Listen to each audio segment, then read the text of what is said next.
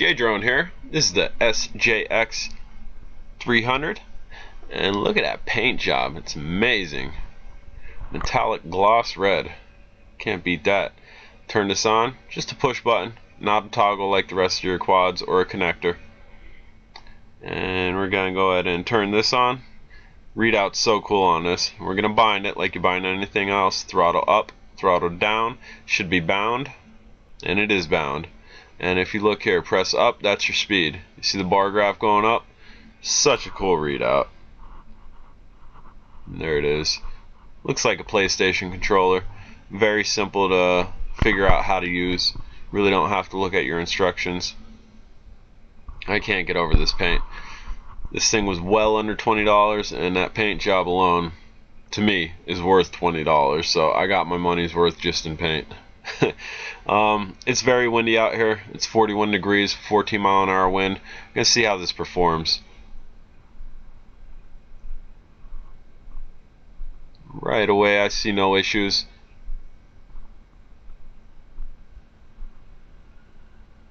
And there's something you don't see every day. We have our indicator lights on the bottom, which we do see every day, but what I'm referring to is the colors. You have white in front, and then you have a different color in back. You have green on your left and back and red on your right and back. I'm not quite sure why that is, and if that's purposely done by the manufacturer, or if that was a mix-up and they gave me wrong lights on, but whatever, it was under $20. I'm not going to complain about it. Actually, I think it kind of looks cool. And you see me just press that one button and it flipped downwards. So cool. And actually barrel roll downwards. Your right side, two top triggers, are your barrel rolls. Just press it once, no direction, and it's going to barrel roll. Your left top two triggers, those are your flip features. Press it once, it's going to flip. You don't need to move your directional like your other quadcopters. So this is showing to have some differences compared to your standard quadcopters. One, those lights in the back, which again, I think that looks cool, whether it's screw up or not. Two, we got candy paint galore. The controller readout, and the single button function for your rolls and your flips. I don't have anything else that does that. So this thing's through the roof cool. It kind of looks like a spaceship too. It has on the front of it what you would assume to be a windshield, and you can almost imagine somebody sitting in this and flying it. Little Martian or something. Look at that. And that little blue light that you've seen, that is your power switch. It's not a toggle, just push it on off. Again, this is the SJX300, and we are flying in 14-mile-an-hour wind. It's 41 degrees out. Temperature I wouldn't consider extreme. This wind is pretty extreme, because I'm sure, especially up high where I am, there's next to nothing to block this wind, and I'm sure the gusts are topping well over 16 to 20 mile an hour.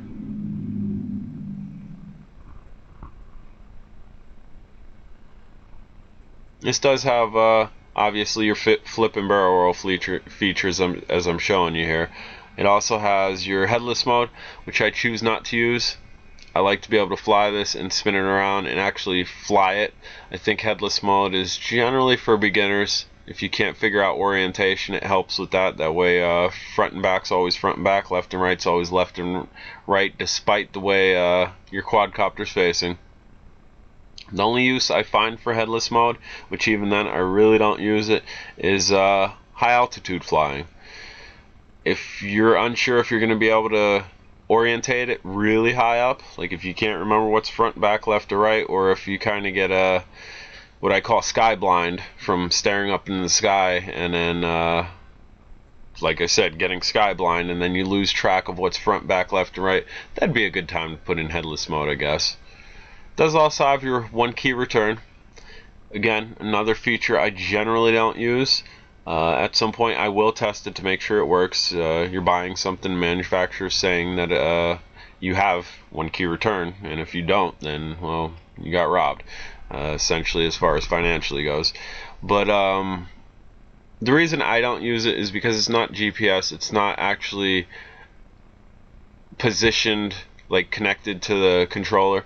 So if you start out, you put it in headless mode, and then you press 1 key return, it's going to fly backwards to where it thinks it started at. Now say you started out, take 10 steps to the right. That paint job's so cool. You take 10 steps to the right, press 1 key return. Essentially, it's going to fly 10 steps to your left and backwards. It's going off of base heading. It's not GPS. It's not actually tied to the controller. I don't understand why that they don't do that. I mean, the controller's tied to the quadcopter, obviously. Why it can't emit radio wave signals and figure out where the controller is. So if you do take them 10 steps to the right, hit 1 key return, it's not going to be 10 steps to the left. It's actually going to calculate, okay, I know where the controller is. I'm going to fly back to the controller. But I'm sure with time that'll become a standard feature. But again, zero complaints with this. Under $20, like I said, the paint job's worth that alone. I like cars. I like shiny things. This is shiny. It has metallic red paint. There's your $20 worth. Everything else is money in the bank. Flips well, flies well, extreme winds, doing very well. Very happy with this.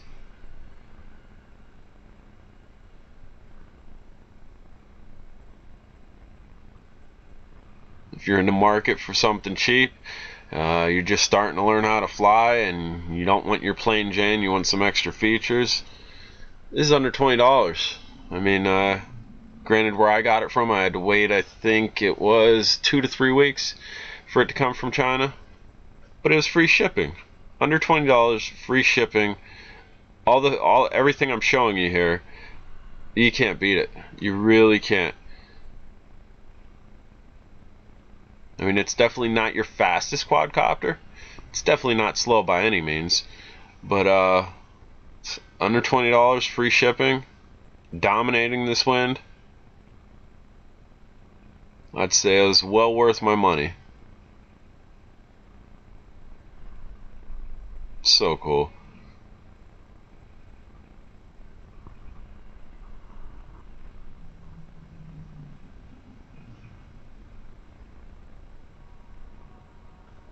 It doesn't drop down too low when it's flipping. So you can see I'm kind of almost eye level. I'm about 5'10", 5'11", so that's probably flipping about 5.5 feet in the air, and it's not hitting the ground, which is good.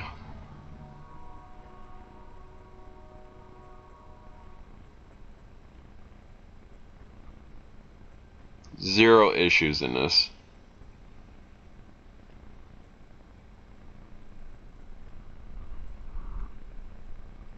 We're pushing 8-minute flight time.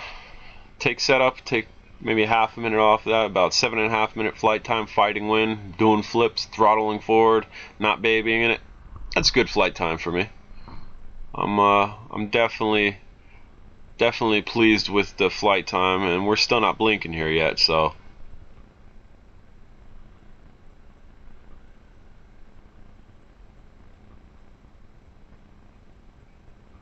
very cool. Again, this is a X300, 41 degrees out, 14 mile-an-hour wind. That's a good catch. I'm J-Drone. I hope you enjoyed this flight. Push button off. And here's the weather for you. True story. Go out, fly, have fun. I'm J-Drone.